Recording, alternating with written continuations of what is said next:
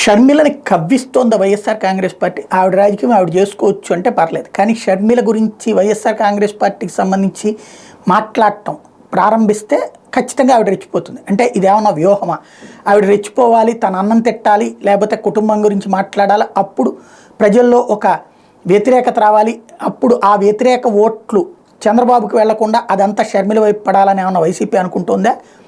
తాజాగా షర్మిల మీదన చేసినటువంటి వ్యాఖ్యలు, ఏదైతే సజ్జలు చేసినటువంటి వ్యాఖ్యలో ఉన్నటువంటిది కీలకమైనటువంటి అంశం, చంద్రబాబు కుట్ర అన్నట్టు. ఖచ్చితంగా ఇప్పుడు ఆవిడ సమాధానం చెప్తుంది, రివర్స్లోనే మాట్లాడుతుంది. కాంగ్రెస్లో షర్మిలమ్మ చేరడం వెనక టీడీపీ అధ్యక్షుడు చంద్రబాబు కుట్ర ఉందని సజ్జల రామకృష్ణారెడ్డి అన్నారు. ఇక అధికారం కలయాన్ని గ్రహించిన చంద్రబాబు దింపుడు కళ్ళ ఆశలతో ఈ కుట్రకు పాల్పడ్డారని మండిపడ్డారు. పవన్ కళ్యాణ్ చేతిలో పెట్టుకున్న చంద్రబాబు తన మనుషుల ద్వారా ఒకవైపు కాంగ్రెస్ మరోవైపు బీజేపీని మేనేజ్ చేస్తున్నారని, మీడియా ద్వారా ప్రజల దృష్టి మళ్లించేందుకు రకరకాల కుట్రలు చేస్తున్నారన్నారు. ఆ కుట్రలో భాగంగానే షర్మిలమ్మ కాంగ్రెస్లో చేరికన్నారు. షర్మిలమ్మ సీఎం రమేష్ విమానంలో వెళ్లడం, టీడీపీ నేత బీటెక్ రవిని బ్రదర్ అనిల్ కలవడం యాదృచ్ఛికమని తాము అనుకోవడం లేదన్నారు. క్రిస్టియన్ ఓట్లను ప్రభావితం చేయడానికి కుట్రలు చేస్తున్నారంటూ గతంలో ఇదే టీడీపీ నేతలు బ్రదర్ అనిల్పై ఏ స్థాయిలో తిమ్మిపోసారో అందరికీ గుర్తుందన్నారు.